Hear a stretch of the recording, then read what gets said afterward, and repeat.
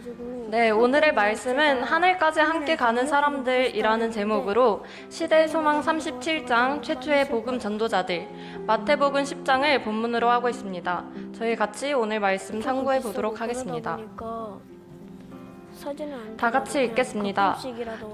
예수께서 그의 12 제자를 부르사 더러운 귀신을 쫓아내며 모든 병과 모든 약한 것을 고치는 권능을 주시니라. 마태복음 10장 1절 말씀. 아멘. 예수님께서는 12 제자를 부르시고 그들에게 명하여 모든 병과 모든 약한 것을 고치도록 하셨습니다. 그리고 그들에게 명하여 마태복음 10장 7절 천국이 가까이 왔다라는 기별을 전하라고 하셨습니다.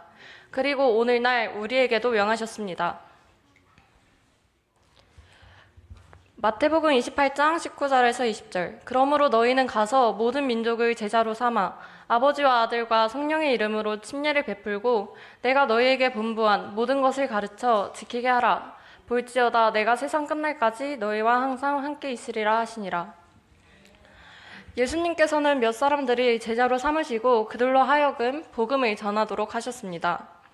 시대의 소망 37장에서는 예수님께서 제자들에게 복음을 전하시도록 하신 이야기가 나오고 있습니다.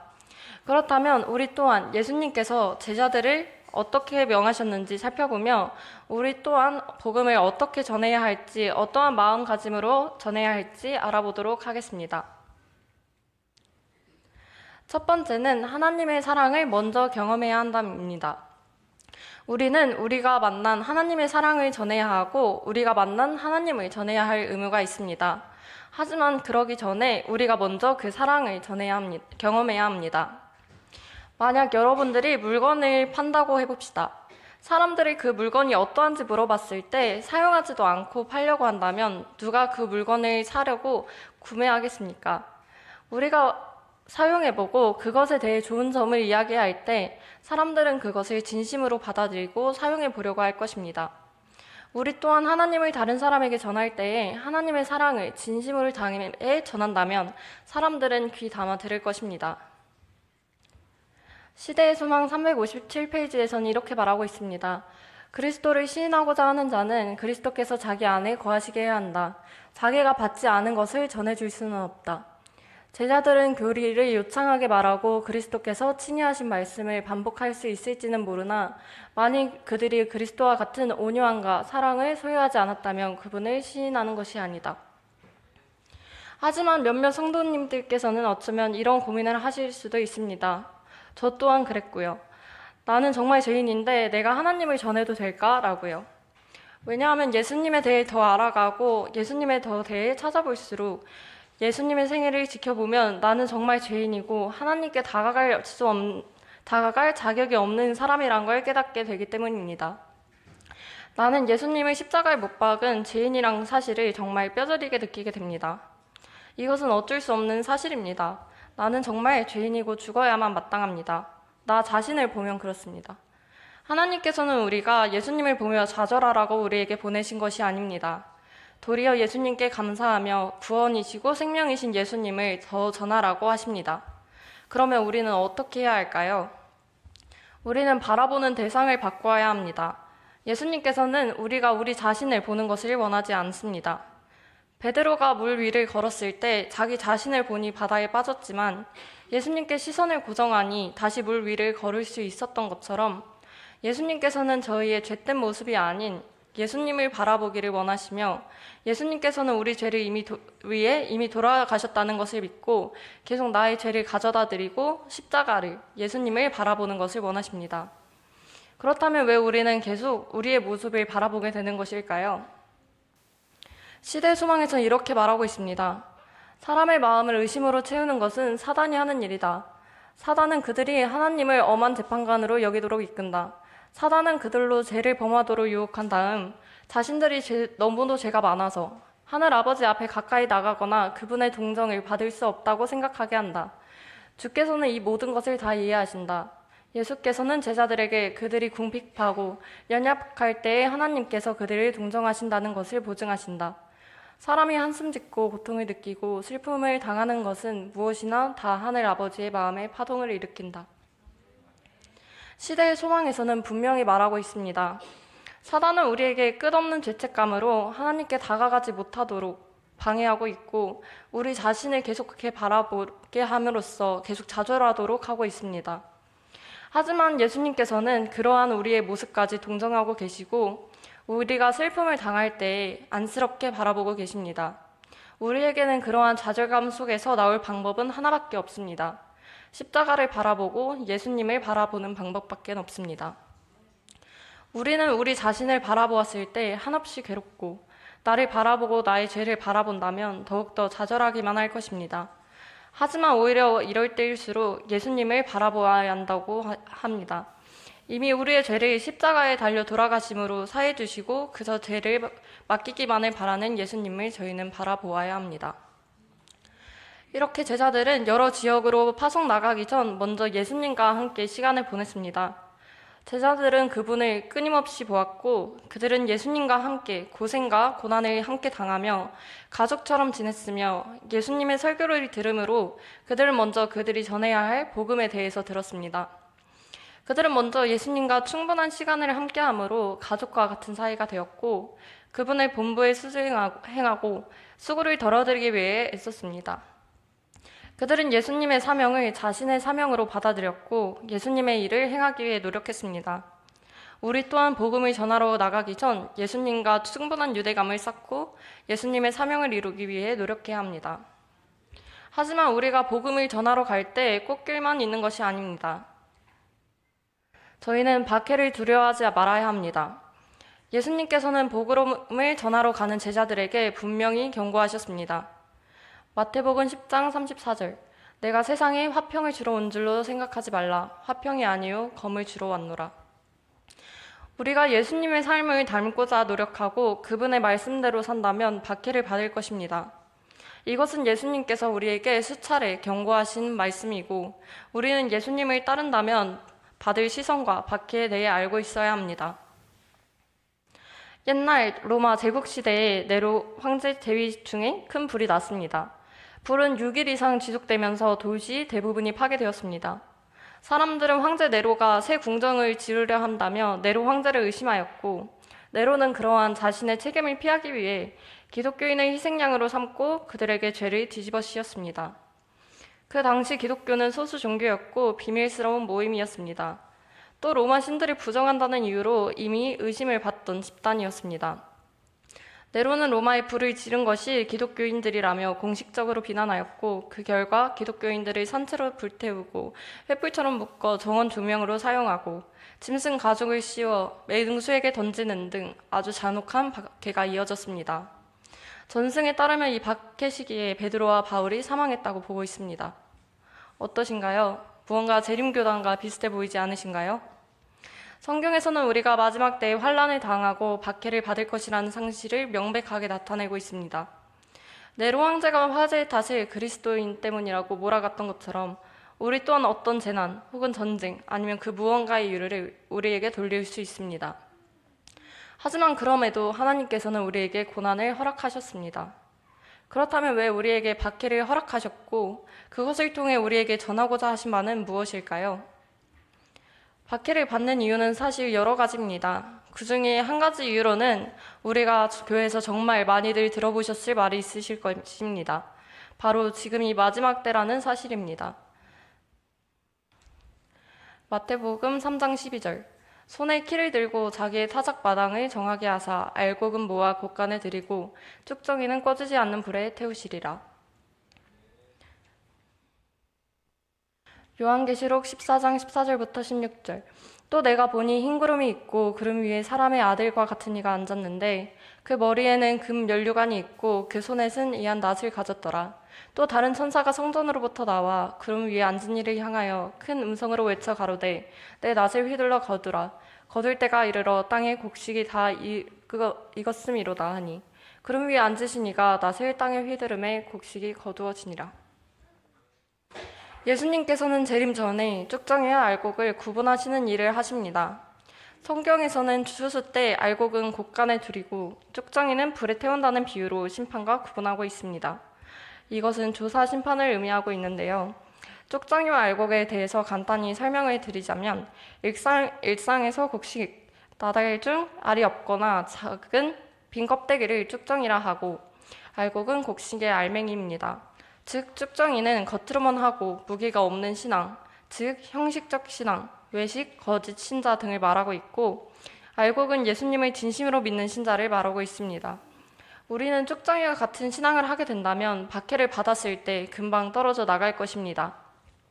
하지만 우리의 신앙이 그리스도로 가득 차 있고 단단해져 있다면 우리는 박해를 받더라도 그 안에서 예수 그리스도를 볼 수 있을 것입니다. 시대의 소망에서는 이렇게 말하고 있습니다.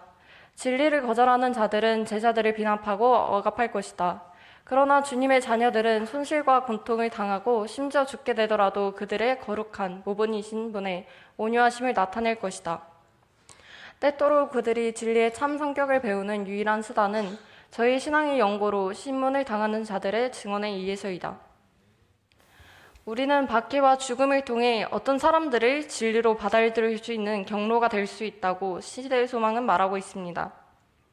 우리의 고난을 통해 한 영혼이 다시 하나님께로 돌아올 수 있다는 것입니다. 그렇게 우리는 우리가 마지막 때에 박해를 당하더라도 그분의 품성을 보여주고 그분의 증거를 남겨야 합니다. 이렇게 한 영혼이 돌아올 수 있는 중요한 순간이기에 하나님께서는 우리에게 우리가 할 말을 미리 준비하지 말라고 하셨습니다. 마태복음 10장 19절부터 20절. 너희를 넘겨줄 때에 어떻게 또는 무엇을 말할까 염려치 말라. 그때 무슨 말을 할 것을 주시리니 말하는 이는 너희가 아니라 너희 속에서 말씀하시는 자, 곧 너희의 성령, 아버지 성령이시니라. 우리가 박해를 받았을 때 무엇을 말할까 염려하지 말고 성령님께서 우리를 통해 말해주실 것을 기다리고 성령님의 말씀을 전하라고 하십니다. 우리가 하나님께 우리의 말을 아뢰면 우리가 신문을 받을 때 내뱉을 말을 성령께서 요긴하게 바로 그 진리를 기억나게 하실 것입니다.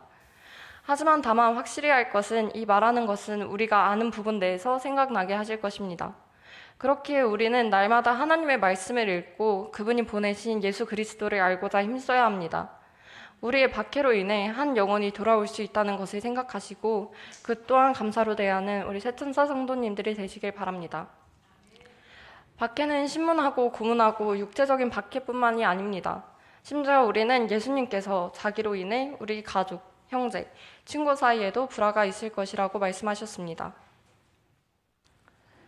마태복음 10장 21절. 장차 형제가 형제를, 아버지가 자식을 죽는 데에 내주며 자식들이 부모를 대적하여 죽게 하리라. 마태복음 10장 35절부터 37절. 내가 온 것은 사람이 그 아비와 딸이 어미와 며느리가 시어미와 불화하게 하려 함이니 사람의 원수가 자기 집안 식구리라. 아버지와 아비나 어미를 나보다 더 사랑하는 자는 내게 합당치 아니하고 아들이나 딸을 나보다 더 사랑하는 자도 내게 합당치 아니하고. 또 시대의 소망에서는 이어서 이렇게 말하고 있습니다. 모든 박해 중에서 가장 견디기 어려운 박해는 가정 안에서의 알력이요 저희 친한 세상 친구들과의 사이가 소원해지는 일이다. 복음에 대한 증오가 너무 심하여 가장 친근한 혈육의 인연도 무시될 것이었다. 성경은 우리가 예수님을 믿음으로 끊임없이 공격받고 믿음 받을 것이라는 것을 이야기하고 있습니다. 사랑하는 예수님을 따라가면 우리 친구들, 심지어 가족들까지도 미움을 받으며 살게 될 것이라고 말하고 있습니다. 하지만 그럼에도 우리에게 있는 소망은 하나님께서 우리에게 이길 힘을 주실 것이라는 사실이고 그럼에도 우리가 그 일들을 끝까지 버틴다면 구원을 얻고 예수님을 만날 것이라는 사실입니다. 마태복음 10장 22절. 또 너희가 내 이름으로 말미암아 모든 사람에게 믿음 받을 것이나 끝까지 견디는 자는 구원을 얻으리라. 다만 다행인 것은 선과 악의 대쟁투는 우리의 싸움이 아닙니다. 사단은 우리로 하여금 예수 그리스도와 멀어지게 온갖 수단을 사용해 방법을 아끼지 않을 것입니다. 그러나 시대의 소망에서는 분명히 이야기하고 있습니다. 예수님께서는 우리와 함께 하실 것이라는 사실입니다. 우리가 당하는 박해까지도 하나님께서는 우리와 함께 계실 것입니다. 예수님께서는 우리에게 두려워하지 말라고 위로해 주시고 계십니다. 참새 한 마리도 주관해 주시는 하나님께선 우리를 많은 참새보다 귀하다고 하시고 우리의 머리털까지 세신다 하실 정도로 우리 한 명 한 명을 귀하게 보시고 신경 쓰고 계십니다. 우리가 박해당할 때 모든 것은 하나님의 주관 아래 일어나고 절대 혼자가 아닌 하나님께서 전능하신 팔로 우리를 붙드시고 우리에게 감당할 힘을 주실 것입니다. 우리가 이 모든 일을 당할 때에는 하나님께서 함께 해주실 것이며 우리를 도우실 것입니다. 우리는 이 싸움에 혼자 나가는 것도 아니고 우리의 힘으로 나가는 것도 아닙니다. 시대의 소망 352페이지에서는 그들은 초자연적인 세력과 싸울 것이나 초자연적인 도움이 보증되어 있다. 하늘의 모든 천사들이 이 군대에 가담하였다. 그리고 천사들보다 더 능력 있으신 분들이 이 대열에 참가하신다. 주의 군대 장관의 대리자인 성령께서 이 싸움을 주도하기 위하여 강림하신다. 주의 군대 장관의 대리자인 성령께서 이 전쟁을 주도하시고 이 전쟁의 맨 앞에 서고 계십니다. 우리는 주님께서 예비하신 길을 우리는 따라가기만 하면 되는 것입니다. 모든 만물보다 더 강하신 하나님께서 우리와 함께 하신다면 무엇이 걱정이겠습니까? 우리는 제일 강하신 하나님만 믿고 이 수천 년의 선악의 대쟁투에서 하나님을 의지하면 되는 것입니다. 그렇다면 이야기만 듣는 것으로도 힘든 것 같은 이 박해를 우리는 어떻게 하면 이길 수 있을까요?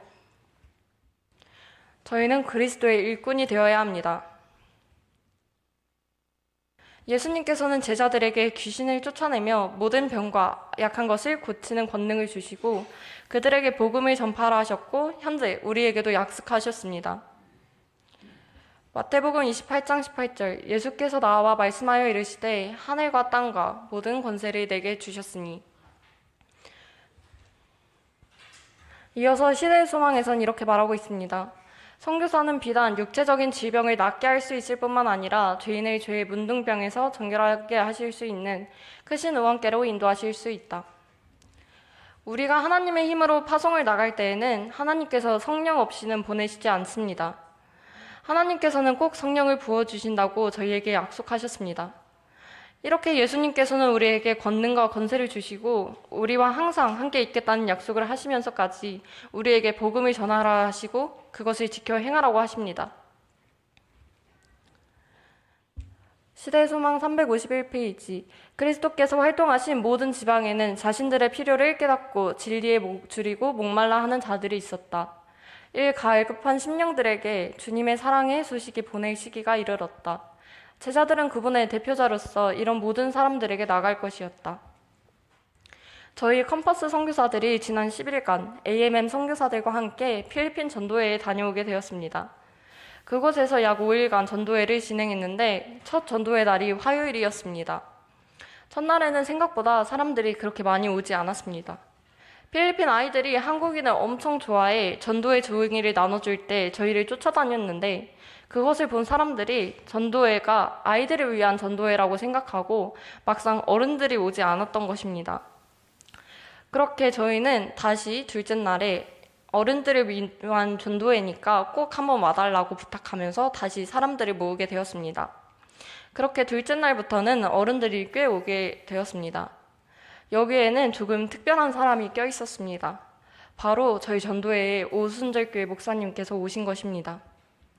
이분은 컴퍼스 목사님께서 하신 설교를 듣고 나서 제7일 안식일 교회가 진리임을 받아들이고 침례를 받기로 결심하셨습니다. 이 소식을 알게 된 가족들이 이분의 침례 소식을 엄청나게 반대했다고 합니다. 그러자 오순절교회 목사님께서는 아내분께 같이 전도회에 가보자고 하셨고 그분도 설교를 들으시고 그분 역시 진리임을 받아들이고 같이 개종하셨습니다. 결국 토요일에 오순절 목사님께서는 침례를 받으시게 되었고 나중에 들어본 이야기로는 이러했습니다. 이분은 사실 안식교가 진리인가 라는 의문이 들으셨고 계속해서 기도를 하셨다고 합니다. 그렇게 기도하시던 중에 한국에서 저희가 전도회를 여신다는 소식을 들으셨고 저희 전도회에 참여하시고 침례를 받으시게 된 것입니다. 이렇게 아직도 많은 사람들이 진리를 갈급해하고 있고 하나님께서는 그 부름에 응답하시고 계십니다. 그렇다면 우리는 그에 대응해 어떻게 해야 할까요? 우리는 그리스도의 일꾼으로서 진리에 줄이고 목말라 하는 자들에게 진리가 무엇인지 알려주고 진리신 하나님께 데려다 주어야 합니다. 우리는 말씀으로 깨끗해져야 하고 기도로 성령님의 능력을 받아 성령님의 힘으로 행해야 합니다. 하지만 문제가 있습니다. 지금 그러한 역할을 하는 자가 부족하다는 것입니다. 마태복음 9장 37장 38절 이에 제자들에게 이르시되 추수할 것은 많되 일꾼이 적으니 그러므로 추수하는 주인에게 청하여 추수할 일꾼을 보내주소서 하라 하시니라. 저희가 필리핀에 가니 정말 많은 아이들이 저희를 반겨주고 정말로 좋아해 줬습니다. 한국 사람들을 보면 안녕하세요, 감사합니다 라고 인사해 주었고 정말 많은 아이들이 저희를 보면 안겨주고 계속해서 인사해 주었습니다. 그 이유는 저희가 한국인이라는 이유였습니다. 저희가 모여 피드백하는 시간에 이런 이야기를 해주셨습니다. 세계에서 정말 K-POP, 한국 드라마, 한국 영화를 보면서 좋아해주고 있고 그와 동시에 한국인을 정말로 좋아하고 있다. 하나님께서 은혜를 베풀어 주셔서 우리가 이 사람들에게 다가갈 수 있는 더 쉬운 기회가 놓여 있는데 우리는 활용하지 못하고 있다라고요. 이렇게 한국인이라는 이유만으로 우리를 좋아해주고 있는데 한국인으로서 선교를 하기에 지금 세계는 너무나 선교하기에 너무나 좋은 장소입니다. 하지만 그곳에가 선교를 하는 사람의 수는 턱없이 적고 정말 지금이야말로 수많은 일꾼이 필요하다고 하셨습니다. 시대의 소망 195페이지 모든 참된 제자는 하나님의 나라의 선교사로서 태어난다. 우리는 모두 하나님의 나라의 선교사로 태어났습니다. 하지만 몇몇 분들은 선교사에 대한 고민이 있으실 것이라 생각합니다. 혹은 자신이 선교사를 하지 못할 것이라 생각할 수도 있습니다. 그 이유는 나이 때문일 수도 있고 지식일 수도 있고 또 다른 요인일 수도 있을 것이라 생각합니다. 요엘 2장 28절 29절 그 후에 내가 내 영을 만민에게 부어주리니 너희 자녀들이 장래일을 말할 것이며 너희 자녀들이 장래일을 말할 것이며 너희 늙은이들은 꿈을 꾸며 너희 젊은이들은 이상을 볼 것이며 그때 내가 또 내 영을 남종과 여종에게 부어줄 것이며. 요엘은 하나님께서 그 크신 능력으로 성령을 모든 사람들에게 부어주실 미래를 보았습니다. 여기서 부어주시리라는 히브리어는 에스에호크라는 미완류형으로 하나님의 영을 대대적으로 퍼부어주시리라는 성경에서는 흔하지 않은 아주 강한 표현이라고 합니다. 하나님께서는 저희에게 이렇게 강하게 성령을 부어주실 것을 약속하셨습니다. 이 성령은 나이에 얽매이지도 않고 인종, 성별, 신분에 얽매이지도 않습니다. 우리가 모두가 성령을 받을 수 있다고 성경은 명백하게 얘기하고 있습니다. 우리가 나이가 몇 살이든지 그것은 하나님께 중요하지 않습니다. 우리가 각자가 맡은 바로 하나님께서는 우리를 놀라우신 방법으로 사용하실 것입니다. 사무엘상 2장 11절 그 아이는 제사장 엘리 앞에서 여호와를 섬기니라. 어린 아이였던 사무엘이 밤에 자고 있다가 하나님의 음성을 들었던 나이는 아주 어린 아이였습니다. 또 엘렌 지 화이 여사가 첫 이상을 본 것은 17살의 나이였습니다. 출애굽기 7장 7절 그들이 바로에게 말할 때 모세는 80세였고 아론은 83세였더라. 모세가 이스라엘 백성들을 데리고 출애굽할 때에는 80세의 나이였습니다. 하나님께서는 우리의 나이와 상관없이 우리를 사용하십니다. 우리 모두 다 우리가 가진 달란트, 하다못해 아주 작은 것이라도 할지라도 하나님께 내어드리고 하나님께서는 그것을 좋게 보시고 그 작은 능력을 크게 사용하실 것입니다. 우리의 나이가 작던 크던, 우리의 달란트가 작던 크던 하나님께 내어드린다면 하나님께서는 기쁘게 받으실 것입니다. 혹은 선교사를 되기에 자신이 너무 부족하다고 생각하시나요? 제가 지금 훈련받고 있는 컴파스 선교사 중에는 침례를 받은 지 1년이 채 안 되어 컴파스에 온 선교사님이 계십니다. 침례 받은 지 6, 7개월 정도 되었다고 하는데요. 처음에는 무척이나 힘들어 했습니다. 믿음이 적은 상태로 컴파스에 왔는데 성경을 읽는 것도 힘들고 말씀 묵상을 하는데 성경 지식이 없어 너무 힘들었다고 합니다. 또 다른 사람들은 느낌점에 대해 잘 말하는데 자신은 말할 거리가 없어 너무나 비교되고 너무나 절망했다고 합니다. 7조 훈련 때 정말 도망가고 싶었지만 할 수 없다는 생각이 들 때마다 버티고 나니 점점 하나님을 만나게 되었고 하나님의 사랑을 경험하게 되었다고 합니다. 그렇게 하나님께 하나님의 사랑을 더더욱 알려달라고 기도하면서 7주년을 잘 마치게 되었습니다. 그리고 선교사님은 기도 응답을 받게 되었습니다. 바로 사역교회 아이들에게 내가 받은 하나님의 사랑을 나누면 된다는 것이요. 그리고 그 선교사님은 지금 누가 뭐라 할 수 없는 어엿한 선교사로서 사역교회에서 간증도 하고 설교도 하고 학생반도 맡으며 사역을 하고 계십니다. 우리는 부족한 것이 맞습니다. 우리는 우리의 힘으로 할 수 없습니다. 하지만 하나님의 사랑을 느끼고 하나님의 힘을 받는다면 우리는 하지 못할 것이 없습니다. 하나님의 능력은 전지전능하십니다. 하나님의 능력을 의심하지 말고 그분께 모든 것을 의탁드려 우리가 사역을 할 때 하나님의 힘으로 한다면 우리는 무엇이든지 할 수 있습니다. 그리고 우리는 각자의 자리에서 파송을 나간 후에는 우리는 하나님의 시선으로 구도자를 바라보아야 합니다. 하나님께서는 진심으로 우리 한 사람 한 사람이 구원받기를 바라시고 멸망당하기를 원치 않으십니다. 그렇게 우리는 하나님의 어린 양 한 마리를 정말 소중히 여기고 귀하게 여기며 하나님께 돌아올 수 있게 노력해야 합니다. 우리가 지닌 사명은 엄숙하고 진지하게 행해야 합니다. 예수님께서도 양을 대할 때 사랑으로 대하셨습니다. 그리스도께서는 진리의 말씀을 하나도 감추지 않으셨지만 항상 그것을 사랑으로 말씀하셨다. 그분께서는 사람들과 교제하실 때 최고의 재치와 사려와 친절한 관심을 활용하셨다. 그분께서는 무례하거나 쓸데없는 가혹한 말을 하거나 민감한 자에게 공연한 고통을 준 일이 전혀 없으셨다.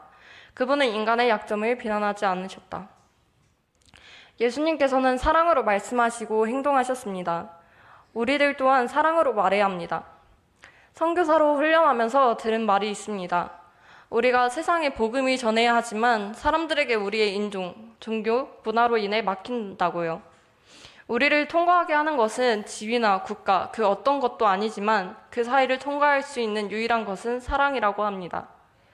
아무리 사람의 마음속에 커다란 장벽이 있어도 그 성벽을 뚫고 통과하는 것은 그 무엇도 아닌 사랑입니다. 하나님께서도 이렇게 아끼시는 영혼 한 명 한 명을 우리가 어떻게 소중히 여기지 않을 수가 있을까요? 하나님께서는 영혼 한 명 한 명을 살리기 위하여 자신의 하나뿐인 아들까지 보내시는 분인데 어떻게 우리가 그 영혼 한 명을 살리기 위해 최선을 다하지 않을 수가 있을까요? 컴퍼스에서 정말 여러 강의를 들었는데 목사님들께서 해주신 말씀이 저에게는 너무 충격적으로 다가왔습니다. 하나님께서 저희를 생각하시는 마음이 잘 녹여져 있는 부분이라서 소개해주고 싶어 설교 중 일부를 가져왔습니다. 예수님께서는 죽음 후에 새 몸을 받으셨는데 왜 손과 발의 못자국이 그대로일까요? 이상하지 않으신가요?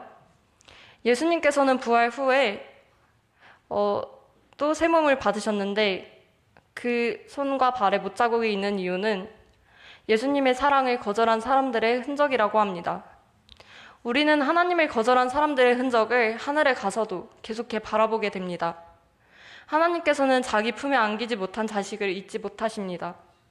우리는 이러한 하나님의 사랑을 묵상하고 하나님의 자식을 하나라도 구하기 위해 그분의 시선으로 바라보아야 합니다. 또 요한계시록 15장 6절에서 8절에서는 7 재앙을 가진 7 천사가 성전으로부터 나와 맑고 빛난 세마포 옷을 입고 가슴에 금띠를 띠고 네 생물 중에 하나가 세세에 계신 하나님의 진노를 가득히 담은 금대접 7을 그 7 천사에게 주니 하나님의 영광과 능력을 인하여 성전의 연기가 차게 되매 7 천사 7 재앙이 마치기까지 성전에 능히 들어갈 자가 없더라. 요한계시록 8장에 7 나팔이 불려지고 7 재앙이 이 땅에 내립니다. 마지막 때 7 나팔이 불려질 때 하나님의 지성소 안에는 안개로 가려집니다. 그때 하나님의 성소는 안개로 하나님의 마음을 볼 수 없게 안개로가 가려지는 것입니다. 하나님께서는 곧 만날 의인으로 인해 기뻐하시지만 또한 악인으로 인해 슬퍼하는 마음을 볼 수 있습니다. 하나님께서는 우리를 생각하는 마음으로 슬퍼 눈물을 흘리시는데 그것을 천사들로 볼 수 없게끔 안개로 가리신다는 것입니다. 우리는 하나님께서 이 죄인 하나로도 슬퍼하시는 이 마음을 가지고 한 사람을 살리기 위해 또 하나님 앞에 두기 위해 노력해야 합니다. 하나님께서는 예수님께서도 우리를 위해 또 우리 때문에 눈물을 흘리고 계십니다. 그분은 위선과 불신과 죄악을 두려움 없이 견책하셨으나 통렬한 책망을 하시는 그분의 음성에는 눈물이 섞여 있었다. 그분은 우리가 죄 때문에 멸망을 당하기를 원치 않으시고 정말 우리 모두가 하늘에 같이 가기를 원하십니다. 사랑하는 우리가 죄 때문에 멸망하는 것을 보니 그분이 정말 얼마나 죄를 싫어하는 것이 느껴지고 또 그와 동시에 얼마나 안타까우실까요? 시대의 소망에서는 이렇게 말하고 있습니다. 그들이 전해야 했던 기별은 영생의 말씀이었으며 사람들의 운명은 그 말씀을 받아들이느냐 혹은 거절하느냐에 딸려 있었다. 우리가 전해야 하는 것은 단순한 말이 아닙니다. 우리가 전하는 것은 영생의 말씀입니다. 우리는 우리가 지닌 사명의 무게를 알고 그 복음이 전하기 위해 힘써 일해야 합니다. 사람들의 운명은 우리가 전하는 말씀을 받아들이냐 혹은 거절하느냐에 따라 달려 있습니다. 그렇기에 우리는 우리의 행동을 조심하고 깨어 있어야 합니다. 우리의 힘이 아닌 성령님의 힘에 의지하고 더더욱 기도해야 합니다. 우리의 언행이나 행동 때문에 그들의 구원의 문이 닫히지 않도록 끝없이 조심해야 합니다. 우리가 복음을 전하는 이 모든 과정에서 하나님께 지혜를 구하고 하나님의 뜻을 의뢰한다면 하나님께서는 우리가 복음을 전하는 일에도 혹여 박해를 받더라도 우리와 항상 함께 하실 것입니다. 하나님께서는 우리를 정말 사랑하십니다. 우리 각각 개개인을 심지어 하나님을 잘 모르는 사람이라도 하나님께서는 사랑하시고 우리 모두를 구원하고 싶어 하십니다. 우리는 사람들에게 먼저 사랑으로 대하고 그리고 그 사랑이 예수님께로부터 나온다는 것을 알려주셨으면 좋겠습니다.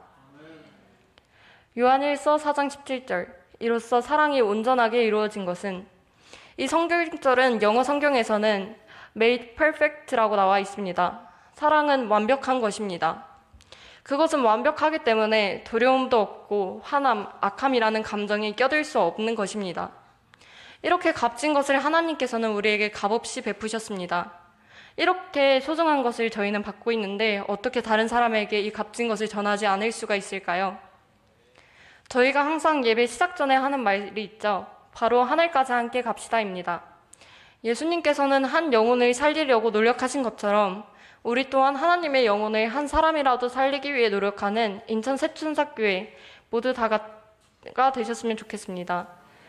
또 저희 인천 새천사교회뿐만 아니라 다른 영혼들까지 함께 하늘까지 같이 가기를 소망하는 인천 새천사교회가 되시기를 소망합니다.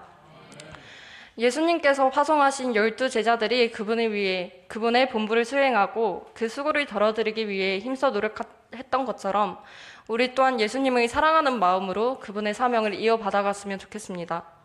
그분의 사명은 모든 인류가 가지고 있는 타락한 영혼을 모든 사람들을 구원하는 것이 그분의 사명이었습니다. 오늘날 예수님을 사랑하는 우리도 이 사명을 이어받았습니다. 모든 사람들을 구원하는 것입니다. 우리가 구원받을 길은 하나입니다. 오직 예수님뿐이시죠. 우리는 영혼 한 명 한 명을 예수님께 가져다 드리며 모든 사람을 구원에 이르게 해야 합니다. 예수님의 마음을 품고 예수님께서 우리를 어떻게 바라보는지 생각하며 오직 사랑으로 그 마음을 전해야 합니다. 우리를 먼저 사랑해 주시는 하나님의 사랑을 기억하며 그 값진 것을 서로 베풀고 우리 모두 인천새천사교회뿐만이 아니라 우리 모두가 하나님의 사람 한 사람이라도 더 하늘까지 함께 가는 사람들이 되는 그 소망을 꿈꾸며 오늘 설교 마치도록 하겠습니다. 감사합니다. 네, 이제 성도님들 두세 분씩 짝을 지어 5분간 말씀 나누기를 하겠습니다.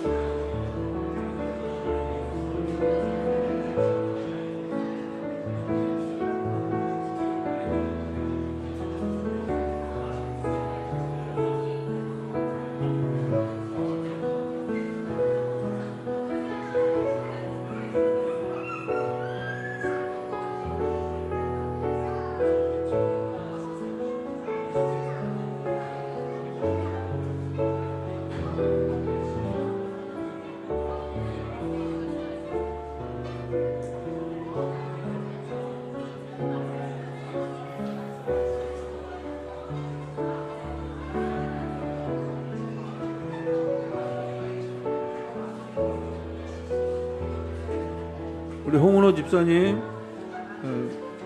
말씀의 은혜를 나눠주시기 바랍니다. 안녕하세요. 홍은호 집사입니다. 저도 오늘 말씀을 들으면서 하나님의 사랑을 경험해야 한다는 말이 좀 인상 깊었는데요. 그리스도를 시인하는 자, 저도 주님께 다가가기 힘든 죄인이라는 생각에 마음속에 주님을 영접하지 못하는 경우가 되게 많았던 것 같아요. 생각해보면 살면서 주님의 사랑을 그리고 주님의 은혜를 느낀 적이 굉장히 많은데 그 사랑을 시인하는 행동으로 나타내지 못하고 있는 것 같아서 조금 많이 부끄러웠는데요. 말로만 아니라 삶 속에 주님을 닮은 모습을 실천하고 싶다는 생각을 하였습니다. 그리고 예수님께서 진리를 사랑으로 말씀하셨다. 이 말씀도 굉장히 마음에 와닿았는데요. 컴파스 선교사님의 말씀을 들으니까 정말 주님께서 그 사랑을 나눌 말을 준비해 주신다는 게 느껴지더라고요. 그래서 저도 사랑이 온전하게 함을 믿고 주님을 사랑으로 전하는 제가 되고 싶습니다. 네, 그리고 올해 저의 멘토 짝꿍이신 안은지 집사님 그리고 작년 멘토 짝꿍이셨던 김시영 집사님 사랑합니다. 아멘. 네, 우리 같이 주님의 제자가 되어 나아가 보아요. 아멘. 우리 홍은호 집사님 주님의 이름으로 축복합니다. 헌금하시겠습니다.